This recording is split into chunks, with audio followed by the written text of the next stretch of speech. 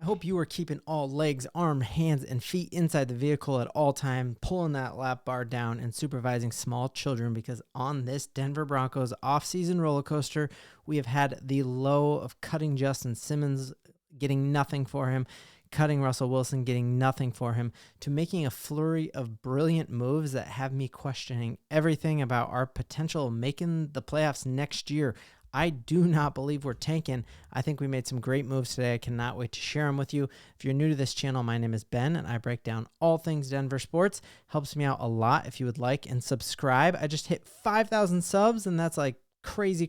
I never would have imagined it, and it is amazing to have you all here for it. So let's go through the great news of the day and what it sets us up for. So the news, obviously, we probably already know it by now, and that is one of my favorite receivers who's played for the Denver Broncos has been sidelined with an injury the past 2 seasons that he suffered right at the start of training camp, right on the practice field in front of broadcasters, and they've just been grueling injuries, and that is Tim Patrick has done what we'd hoped he would do. He took a extremely team-friendly deal, the type of deal that Peyton Manning took his last year in Denver, the type of deal that Tom Brady would take time and time again, the type of deal that Larry Fitzgerald took when he was with the Cardinals, and he has helped us out to get below that cap number. So we knew the Denver Broncos were having some cap issues. Tim Patrick really stepped up and helped us out. Tim Patrick, we're going to look at his deal here, but essentially he is saving us like a ton of money here by restructuring his deal and doing an incentive-laden contract where if he hits these uppers, he will make some decent money, but he's helping us get below that salary cap threshold in a way that we had hoped Russell Wilson would do a bunch of weeks ago, right? Other cool news with this is that Tim Patrick is trying to shake the bad juju that he had with wearing number 81, and he will be rocking number 12 this season for the Denver Broncos. If he can just even be like a shadow of his former self, if he can be 70% of his former self, he is coming off most recently an Achilles injury. It seemed like coming off of the ACL injury 2 years ago that he was looking great, feeling great. I heard an interview with him on 850K away, and he was just saying like he's ready to bounce back last year, and then had that really fluky ACL injury, same that we saw happen to the 49ers in the Super Bowl.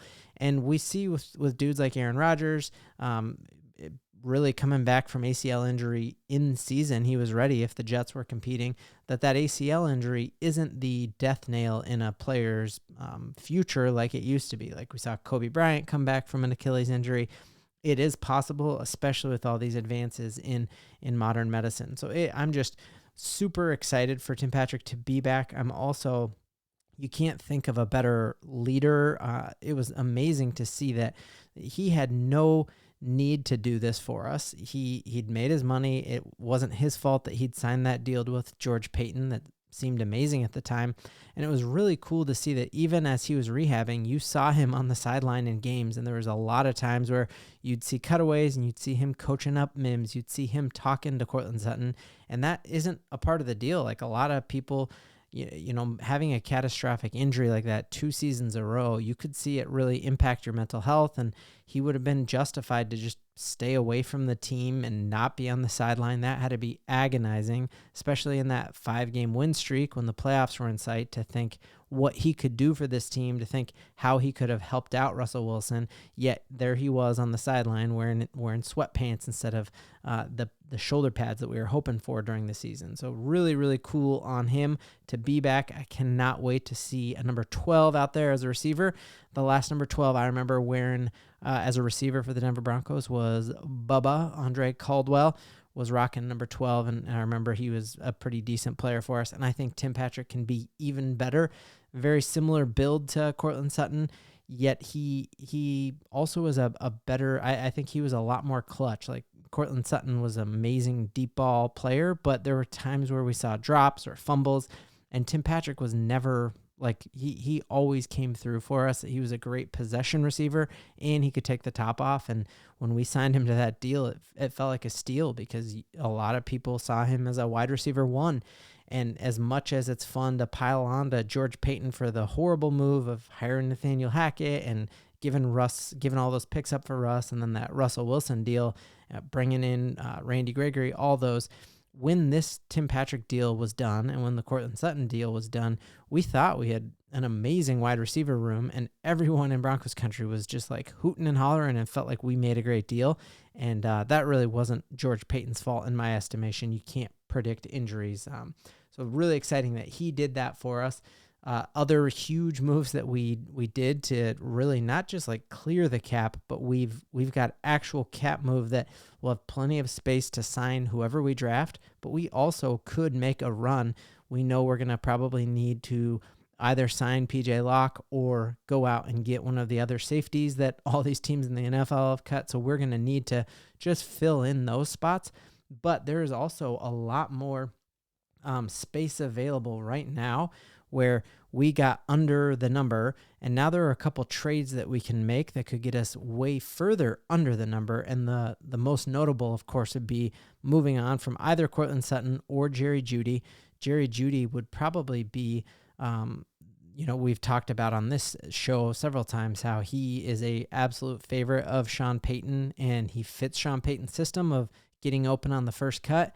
Yet Courtland Sutton probably will fetch a bigger trade package than Jerry Jeudy will, just because he's had those like highlight catches. He doesn't seem to be quite the prima donna that Jerry Jeudy does and attract all that off-field attention with the Twitter game and the TikTok and all that kind of stuff. So that will be incredibly interesting to see that. I think we've cleared all this cap space, but we're far from being done this offseason.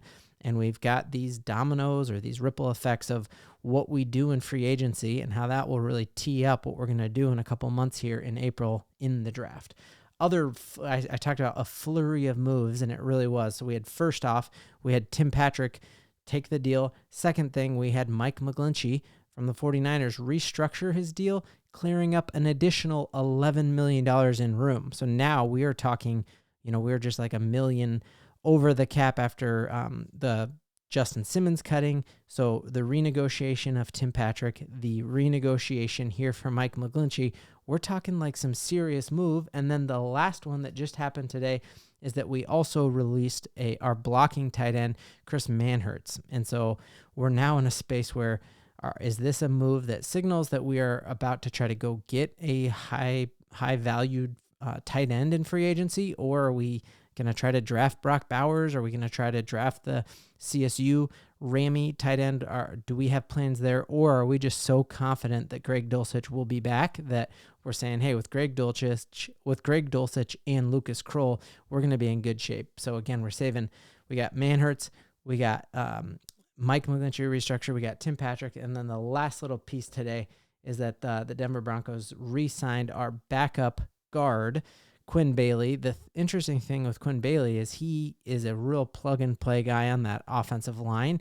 He's played right guard, left guard. He's also played the tackle position. So if the Denver Broncos indeed are planning on trying to see what they can get for Garrett Bolles, not only for the cap savings, but just also to get younger, you could see a world where could we put Quinn Bailey at left tackle, especially if we're going to try to load up on the draft and get a left tackle. But either way, we're in a space where we were way over the cap just a few days ago to now we are way under it. $17 million in cap room is not bad. And the cool part for me as a Broncos fan, and hopefully for you, is that this is the worst it's going to get as far as our cap space. Next year, the cap will go up.